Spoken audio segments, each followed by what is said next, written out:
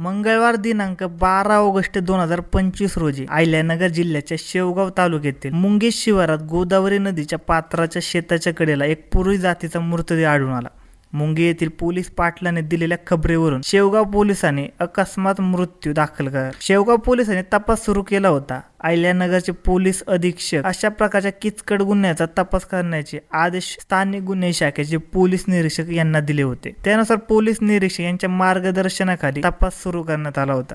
Police पथकाने घटनास्थळी भेट देऊन मृतदेहाची बारकाईने पाहणी केली असता मयत पुरुषाच्या गळ्यावर तीक्ष्ण हत्याराने कापलेले दिसून आले। पोलीस पथकाने जवळपासच्या शेतमालकांकडे विचारपूस केली असता त्यांना काही उपयुक्त माहिती आढळून आली नाही। मात्र स्थानिक गुन्हे शाखेचे पोलीस उपनिरीक्षक राजेंद्र वाघ व त्याच्या सहकार्याच्या नजरेतून एक गोष्ट सुटली नाही, ती म्हणजे मयताच्या हातावर सचिन हे नाव गोंदलेले। मयत पुरुषाचा मृतदेह गोदावरी नदीच्या पात्रात मिळून आलेला असल्याने व गोदावरी नदी ही पैठण परिसरात वाहत येते, त्यामुळे पथकाने पैठण ते छत्रपती संभाजीनगर जिल्ह्यातील पोलीस स्टेशन येथे मिसिंग दाखल आहे का, त्यात कोणी सचिन नावाची व्यक्ती गायब आहे का या दृष्टीने तपासास सुरुवात केली। मयताच्या वर्णनाशी मिळती जुळती हकीकत असलेल्या इसमाची माहिती घेण्यास सुरुवात केली असता छत्रपती संभाजीनगर जिल्ह्यातील हारसूल पोलीस स्टेशनमध्ये मनुष्य मिसिंग प्रमाणे मिसिंग दाखल असल्याची माहिती मिळाली। त्यानुसार या मिसिंग मधील नातेवाईकांचा शोध घेऊन त्याच्याकडे चौकशी केली असता त्यांनी मयताच्या अवशेषावरून व कपड्यावरून मयतास ओळखले।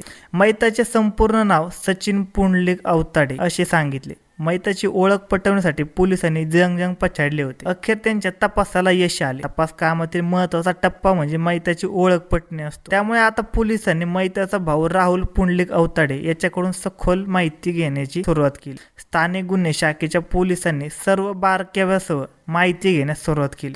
सचिन अवताडे हे दोघे याचा भाऊ राहुलने सांगितले की तो स्वतः शेती करतो। त्याच्या घरात वडील पुंडलिक, आई जनाबाई, पत्नी जिजाबाई, भाऊ सचिन, भाऊजाई भक्ती असे सर्वजण एकत्र राहतात। त्यांचा शेती हा उपजीविकेचा व्यवसाय आहे। त्याचा भाऊ सचिन याला 2 मुले आहेत।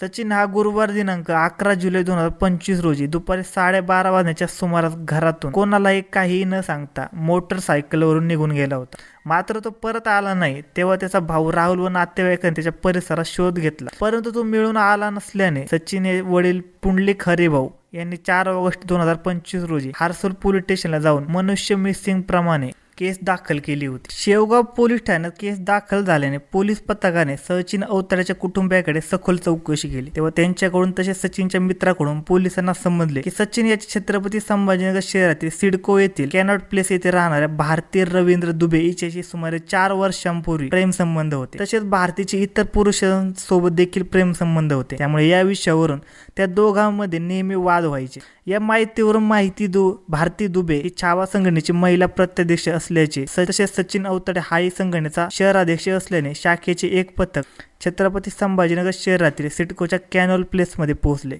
त्याने भारतीचा फ्लॅट शोधून काढला, मात्र त्याला कुलूप होते। भारतीचा मोबाईलही बंद होता। पोलीस पथकाने काही तांत्रिक विश्लेषण करून इतर सोर्सेस वापरले, त्यामुळे त्यांना कळले की भारतीचा एक जोडीदार अफरोज खान याने तिला बुलढाणा जिल्ह्यातील साखरखेड येथे सोडलेले आहे। पोलिसांनी जराही वेळ न दवडता साखरखेड गाठले। तेथील एका शेतातील बंगल्यास पोलीस पथकाने चोहोबाजूने घेरले। घराचा दरवाजा वाजवल्यानंतर एका पुरुषाने दरवाजा उघडला। तो होता भारती दुबेचा चुलत मावस भाऊ दुर्गेश तिवारी। त्याला आतल्या खोलीतील भारती दुबे या दोघांना ताब्यात घेऊन पोलिसांनी त्याच्याकडे चौकशी केली। सुरुवातीला त्याने आडेविडे घेतले, पोलिसांची दिशाभूल केली, मात्र 14वे रत्न दाखवताच ते सुतासारखे सरळ होऊन बोलू लागले। मूळची जालना जिल्ह्यातील जाफराबाद येथील रहिवासी असलेले भारती दुबे हिचा 4-5 वर्षांपूर्वी घटस्फोट झाला असून तिला एक मुलगा आहे। तो तिच्या नातेवाईकांकडे राहतो। तिचे नाव भारती दुबे असले तरी ती भारती पाटील असे नाव लावते। ती छावा संघटनेच्या महिला आघाडीची प्रदेशाध्यक्ष असून सचिन अवताडे हा शहराध्यक्ष होता।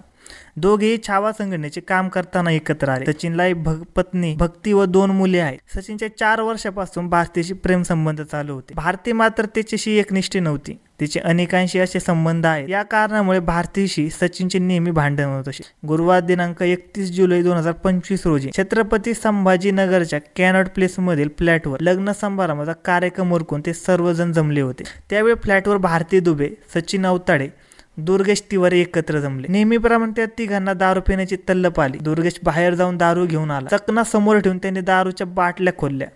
हळूहळू दारू पोटात रिचू लागल्यानंतर त्यांच्यातील अतृप्त आत्मे जागे होऊ लागले। भारतीला दारू चांगली चढली होती। ती सचिनला म्हणाली तू माझ्याशी लग्न कर. सचिनलाही दारूचा अंमल चांगलाच आला होता. तोही तिला म्हणाला तुझे बऱ्याच जणांशी लपडे आहे, तुला मी रखेल म्हणूनच ठेवतो. यावरून दोघांमध्ये वाद सुरू झाला. त्यावेळी भारतीने तिचा मित्र अफरोज खान याला फोन करून बोलावले. तोही जवळ असल्याचे लगेच आला. सर्वजण नशेत चूर होते. वादावादी सुरू होती. तेवढ्यात दुर्गेश तिवारी चाकू घेऊन आला आणि त्याने सचिनचा गळा चिरला. त्यामुळे जोरात रक्तस्राव होऊन तो निश्चित पडला. त्यावेळी रात्रीचे 10:30 वाजले होते. आता काय करायचे असे म्हणून विचारचक्राला सुरुवात केली. रात्री उशिरा सचिन अवताडे याचा मृतदेह मोठ्या प्लॅस्टिकचा पिशवीत घालून तो पक्का बांधण्यात आला. त्यानंतर अफरोजच्या कारमध्ये मध्यभागी मृतदेह टाकून त्याची विल्हेवाट लावण्यासाठी गाडी घेऊन ते पैठणच्या दिशेने निघाले.